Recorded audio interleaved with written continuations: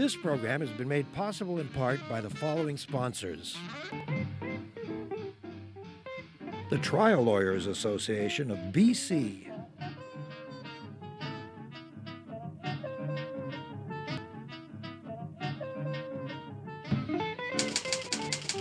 The Vancouver Courier newspaper.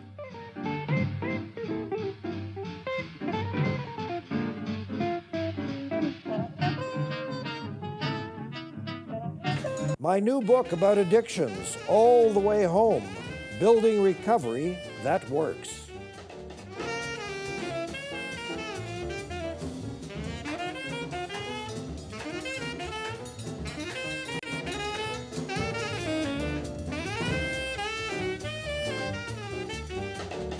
Hey, look, even though I'm getting older, my device is getting bigger. Ha ha ha ha ha. How many of those sexual innuendos can the workplace handle these days? And how much has that changed from what the workplace handled 20 or 50 or 500 years ago? What will go to court? What will never get there? What shouldn't get there? That's the subject for today's show. We're delighted to welcome a guy who eats, sleeps, and breathes these issues, Dr. Mark Wexler, an old friend, who is the professor of business ethics and management at the Beedie School at SFU. And also, what is your role with the Siegel School? Oh, the Siegel, I'm Associate Dean Graduate Studies and University Professor of Business Ethics, yes. Wow. And also... Oh, no, wow. Just a small god. No, it's a wow. And also a consultant to just a few people like Air Alaska, BMO, Doctors Without Borders, Lockheed Martin, Procter & Gamble, RevCan, Shell Oil, and just a few others. Some good guys and bad guys. Some good guys and bad guys. And your book, Organization of Scandal, Disrepute in Unexpected Places. Right. Just a few months away from finishing. Correct. Yeah, if you can find the time. You're correct, but thank you for that plug. I appreciate it. Okay. So where are we at in the year 2014 in terms of how much you can't be madmen, you can't be chasing Gloria around the desk anymore? No, with regards to what is permissible cross-gender or sexual banter or the norms regarding harassment, if one wants to get legal with that regard, the three things are happening, and they're happening simultaneously, and they're not happening in an aligned fashion. In other words, what makes it kind of interesting is they're malaligned or disaligned. And they're just sort of showing up almost randomly. But they're forces that are moving in the different directions, David, just like, for instance, I could get from Mumbai now quicker than I ever could, but it takes me much longer to get to Burnaby than it did. I mean, you know, so in some senses the world's getting smaller and faster, but at the same time, small places are getting bigger and further apart. So with that in mind, the three things that are happening with regards to sexual banter, sexual mores in the workplace are that as diversity increases, there's the expectation that we have to find a new common language to engage in things like humor, flirtation, cross-gender flirtation, racial, and all of these have to do with diversity. That means that if we go, David, and we're still on number one, but if we go back to the workforce circa 1945, or even earlier, it was a male domain. It was particularly not mixed racially, and essentially a joke was understood within the parameters of a relatively homogeneous group when one made it, or one had a pin-up on the wall, or one had a particular way of banging somebody in the arm as protocol within the brotherhood of construction workers. It was all understood as in good fun, and understood, once again, because of the homogeneity, the relative homogeneity of the group, and within that group, a kind of tribal understanding of what the rules were with regards to humor, outing one another in terms of, you're not a very good worker, but I'll cover for you, in terms of what form of alcohol-related humor would be permissible and what wouldn't. However, somewhere between 1945 and the present, the amount of diversity, whether we're interested in gender, racial, age, Right now we have an interesting age diversity. That means you have 22-year-old and 74-year-olds in the same workplace. Yes. Yes. And each of them engage in a very different understanding of what humor is, whether it's translated through the 24-year-old's affinity with technology and the 74-year-old's affinity for canned jokes as the mechanism for getting. We get a lot of discordant clashes. And in that discordant clash, which caused by diversity, all of which we want, so to speak, and all of which we pine for, we create a very litigious state of being when we use sexual humor, when we use racial humor, or when we largely engage in something like a flirtatious activity in the workplace, which earlier would have been understood within its agreed upon normative tribal parameters in the non-diversified group. So this is number one, okay? That's just diversity. Yeah, just diversity. And its implications, of course, have made for a search within the courts, especially for a common decency language. So good luck. Yeah, exactly. Yes. And the way we do that, of course, is, or the way one attempts to do that is by taking people to court and finding out where that line is. So somebody tells you a lewd joke and you find it toxic to the workplace, you have a human rights commissioner and all the rest, which you might go to. And we're not going to make fun of that, but we're going to say that that certainly wouldn't be the process in 1945, not to get nostalgic for that period, but to understand that that wouldn't be the process, because the whole concept of diversity and why we were looking for it wasn't part of the worldview. And even though we have human rights tribunals practically in every province, and we have a Canadian Human Rights Commission and so on, we as Canadians are probably 1/10 as litigious as our American friends. Yes, and 1/10 as diversified as some of our European friends. Where the diversification go to a country like Switzerland, where, you know, just in passing 8 languages can be spoken in a restaurant. Any moment. Yes, and break out and change. Even in Quebec, where I find people talking on the phone on one table in French, one in Japanese, one in Chinese, you know. Yeah. And I have in Vancouver, that's increasing too. And when we get that kind of thing, and the workplace is a cauldron. Yes. And the reason it's a cauldron is because in the workplace, unlike the streets, mostly you're insulted in the streets and you can walk away. You see, I mean, you're boxed in. It's sort of like a family setting, and for a period of time you're there and you can't exit. And if this guy hits you as toxic and his or her humor is offensive, whether it be against your gender, against your religious affinity, your sexual preferences, or the fact they keep on making cancer joke, and you have, you know what I mean, and they think this is rather funny, and it can lead to lots of psychosomatic and other issues. You have worked as a therapist, you understand of what I speak. And of course, the inability largely in the workplace to say, I'm out of here, when you need your paycheck, when you're enjoying your job, other than certain individuals. And also you have something you have to do. Yeah. Sitting in a coffee shop, you don't have to do anything. You're just drinking coffee. That guy's a jerk. I'll finish. You know, I'll put down my Globe and Mail or my Vancouver Sun and I'll go for a walk. But in the workplace, you're trying to get something done. Yeah. Okay, so diversity. I've got 80 questions from that, but let's leave them. I want to hear these other 2 elements. Yeah, moving in a different direction, and one that is internationalism. Okay, so now, while this is going on, the workplace is also internationalizing, and while we're looking for a common workplace or workplace normative set within humor, bantering, and other things within, let's say, Vancouver, also a good deal of our companies are international, and they're trying to figure out largely how to establish norms. So when they move people in from Kuwait, or when they move people in from Japan, or whether they're expatriates or for short periods of time, or these are tourists that are visiting, we want largely to create a condition in which those workplaces and work designs, if you're running the Fairmount Hotel or you're running the any one of the hotels in Pan Pacific, you want basically to have your workers understand that that's not funny in Japanese, or even the cultural things of you don't show the underfoot of your feet if you're at all serving a person from certain countries. That's very insulting. Let me tell you something I did years ago, which I wouldn't do now because it's a losing game. Years ago, sitting in a cafe, noticing 3 boys from Korea standing outside and smoking and spitting. I went outside and I said, "Excuse me, gentlemen, annyeonghaseyo," and they were very pleased. And I could say 1 word of Korean. And then I said, you know, in Canada, A, it's against the law to spit on the ground, and B, it's rude. So I'm going to ask you to please not do that. today, that was like 8 years ago. Sure. Today I would never do that because there's just so many people who are visiting or have moved here for whom that's normative. Yes, and normative, and so what we start doing with internationalization is that we start developing a kind of zone of tolerance. Yes. Exactly. And that difficulty is not that there's a zone of tolerance, but the more we increase it, the more we create tensions on the fracture line where some people start breaking and getting litigious. Right. You see, because in some senses, what happens is we are giving off mixed signals.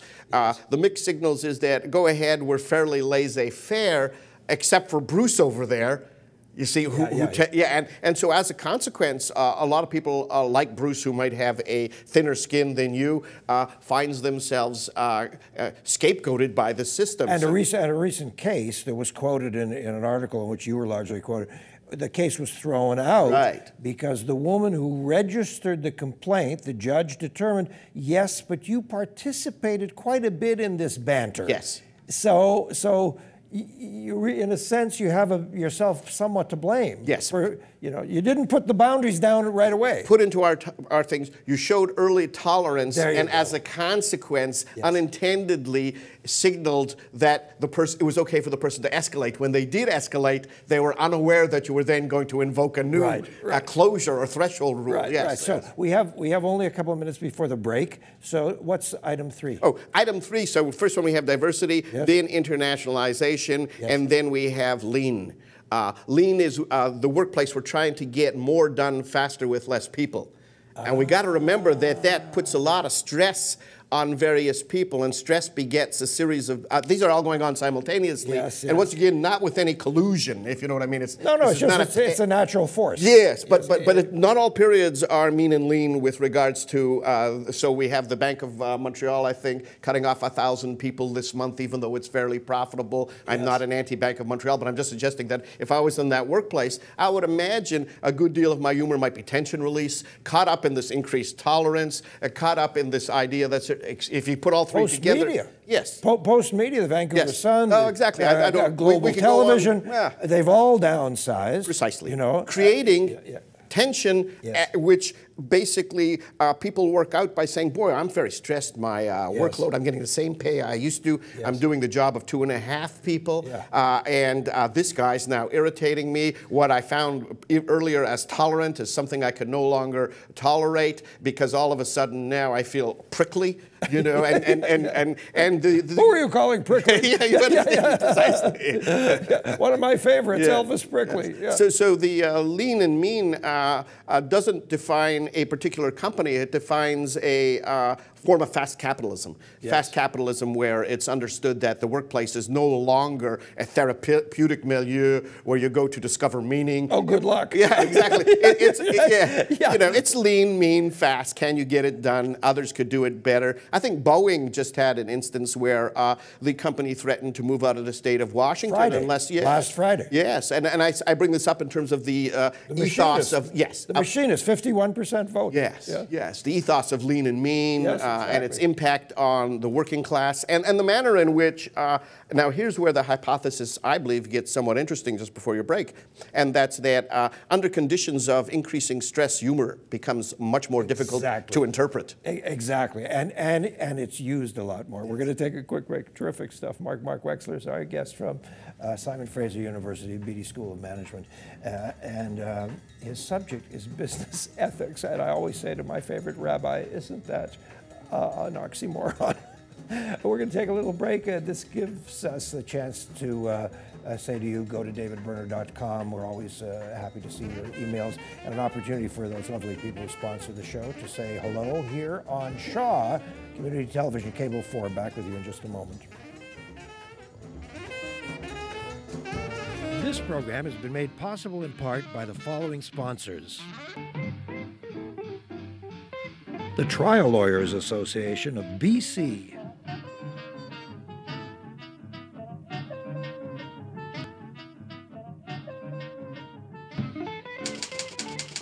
The Vancouver Courier newspaper.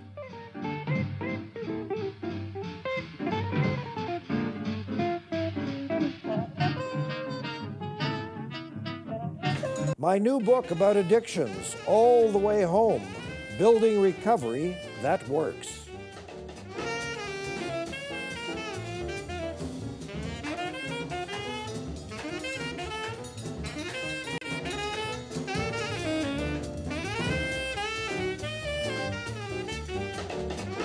Dr. Mark Wexler from Simon Fraser University is our guest, and we're talking about what, if anything, is capable of producing scandal in the workplace these days. And his book it'll be, I think, his 9th book, The Organization of Scandal, Disrepute in Unexpected Places. So you talked about this convergence of streams that make the workplace a very interesting and volatile place, even more than in the past. Diversity, internationalism, and lean and mean. Let's go back to diversity for a minute. I really love it. If we want to push it just a bit further, and sure. I say this not to get off the script, no. in terms of my... We don't have a script. Yeah, because the one that holds them all together, yes. the three, and makes it kind of pernicious from the point of view of scandal, not pernicious from the point of view of sexual humor or other things, is the new visibility. New visibility means that it's increasingly hard to hide from the public because of email, internet, surveillance cameras, and others. Things that previously in an early generation you could put in the back room of the company, firm, or even in your humor. So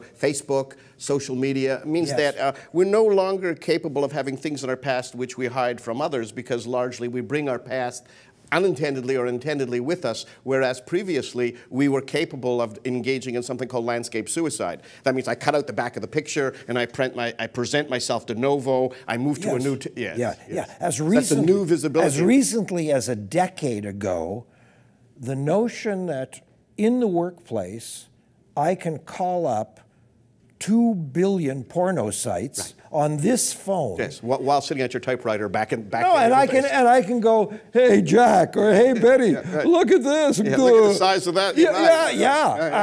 Who knew that was coming? And within the aforementioned 3 things, this new visibility or the access means that not only does that become part of the humor, but also companies have a hard time hiding from the public things which in the previous were much more easy to hide. Or people whose careers are in the public have a hard time hiding aspects of their public life that earlier were much easier. And if Joe Schlepp is sitting in his cubicle at the new Lean Machine company and he's watching porn, the CEO can learn that in 4 minutes. Correct. Because it's all refiltered through the... Let's put it this way, that the part of every Safeway or Superstore's work counter is the work with the digital display, and each one gets a record of their work and work performance. And so in some senses, it's not merely the pictorial image that does this, it's the idea that each one of us now is working in a place in which our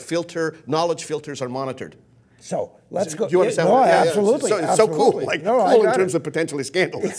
So you earn a good buck going to giving advice, management advice to a lot of pretty serious companies, and very different kinds of companies, whether airlines or hospitals and so on. United Nations. People who sell Cheerios, whatever. Right down to Coca-Cola. Sugar, water. There you go. So. Where do you begin telling folks how they have to be cautious? Where do you start sending up the red flags and showing them how to build into their work world? I think the enemy of sort of scandal awareness is this idea that if I get results, I'm bulletproof. You see, if I get results, I'm bulletproof. That is, if I bust some of my people. Do you understand? By get results, it's sort of like a hockey team that says it doesn't matter, if you fight, bite, kick, steal, you win the game. Get the goals. And of course, that works at any small measure of time, like on a 90-day scale, if you want to break it down into the quarter. But if you want to run a company for a long period of time, you have to start training people to recognize what reputational capital is, how it's built, how it operates. Okay, hang on and that involves... Yes, go ahead. Because because you're so great to listen to, but I really want you to stress this phrase you just breezed past because you're so used to saying it. Yes. Reputational capital. Well, it comes out That's huge. Yeah, it comes out of the new visibility. You see, in some senses, the old concept of reputation was based upon a face-to-face interaction model. So you basically everybody knew that guy and knew his or her capabilities and knew when to discount or that they were the type who told off-color jokes, and we learned to accept them. In the, quote, reputational capital and the new visibility, most of what is known about you is now not known by people who know you directly or even particularly have anything other than a pictorial image on a screen of what you might look like. So does the recent UBC graduate or SFU graduate looking for work, is that person, of course they're trying to find work, and of course they might put up with some, discomforts to get a good gig, but are they already saying, that's the company I want to work for because I know that people feel safe and respected? Are they saying that to themselves? I believe that in the best of them are. Yes. The ones that don't have as many options are not. So if you are into a Darwinian analysis and are looking for the best of the best, you ought to be a reputationally good company that pays above average wages. And respectful. And you will be able to put out, if you have good selection criteria, put out and capture the best of the best. And companies that are really good are looking for the best of the new generation. Each generation, you want to drink deeply of the best that they could produce. Do gay men and women go out of their way? I don't expect you even to have the answer to this, but I'm just almost rhetorical. That won't stop me from I'm finding an answer. But do gay men and women, for example, go out of their way to find a company where they know that sexual orientation is not an issue and where people just don't do dreadful fag jokes? This doesn't happen. Do Jews make a point of looking for a company where they know that people's religious affiliation is not meaningful to the CEO and so on? My sense is that a Jew or a gay may not, but gays and Jews have radar in a collective intelligence fashion. Yeah, Judar and Gaydar are out there. You do understand what I mean. So largely, if you think about how collectives think, any one individual may get it wrong, but the whole group, whether black, Jewish, gay, any minority group you would like to think of, transvestite, slow learning, ADT. We could, But wait, you talk about internationalism. What about Muslims? Exactly. Muslims must be. It must be a huge issue. If I were especially a Muslim in North America, coming to Canada, I'd be like, "Holy, who's going to take me on?" Yeah, well, that's you kind of set up ongoing, and that's why companies that have very open policies get a lot of individuals from communities who otherwise might not go to a company that has a signal. We look for homogeneous guys who know the old boys network type of joke. And certain industries are slow to change, perhaps like the financial industry, slower than or the mining industry. So certain industries change earlier because they're more receptive to the very clientele they're servicing. So clearly interior design is very it's going to be yes, or the kosher business is going to be very open. So my point is that when these industries engage in opening up their call to diversity, internationalism, and all the rest, they do so at differential rates based upon their desire to build reputational capital in that particular minority group that you're addressing. Where are you going? We just have about 3-4 minutes left. Where are you going with disrepute in unexpected places in your new book? What kinds of places are you going to start talking about? I'm very interested in disrepute in high places, and we are accustomed to understanding disrepute in the criminal culture. We're disrepute elsewhere. In fact, the interesting aspect of, and nearly all analysts have been aware that to run a large company, it's very important to have a back room. And a back room is the place where, if not the real work gets done, certainly work gets done that at that point should not be revealed to the public. And there's two kinds of back rooms. A functional back room, so for example, if you and I want to innovate, or if we're going to play Mahler's symphony and we've never done so, it's probably not a good time to invite the public in. Better work it out first. But then there's other kinds of back rooms which are like the one that Madoff ran in the Ponzi scheme. They're perpetual. They're rent extractive. They don't have a clear beginning and end date. They don't have the circulation of people going. Is Rob Ford's single problem that he didn't see the difference between the front room I believe that and Rob the back Ford, room? certainly that would be part of the electoral political machine that he's built, and other machines globally have. There's some that are indeed the elite circulate, good minds come in. They're open to the brains of new communities. Am I hopelessly naive, Mark, to think that if I visited the seats of power in Canadian politics today, and I heard some joke from the 50s that there was an anti-group joke of any group, I would be shocked. Am I naive to think that? No, I would be horrified. I wouldn't expect that. I think if a political group is going to be electorally conscious, they either hide those, which I believe very deeply, and very hard to, you see, because of new visibility, because that will be outed. Yeah. And so as a consequence, part of Harper's whole thing, if one is interested in Harper, is to discipline his people to recognize that in public, they only engage in certain types of behavior. That's why he's very controlled, and his party's very controlled in front of the media. So the approach to disrepute in public places is either high control, okay, or very open and let your people do what they're going to do and catch them early, you know, with just about a minute left. Yes. For the person who's watching this program and is in the workplace and doesn't own the company, what's your advice about being clear about your own boundaries? I think the most important thing I would give advice to a person is be aware of what they signal and how it's received by the company they work in. And what you signal is what you're standing for, your values, your perception, your concept of discipline, how important things are to you, and set that out for the company very clearly. If it addresses them and starts meeting your needs, dedicate yourself increasingly to that company. If it starts asking you to change, if it starts abusing certain of your premises, begin to search elsewhere.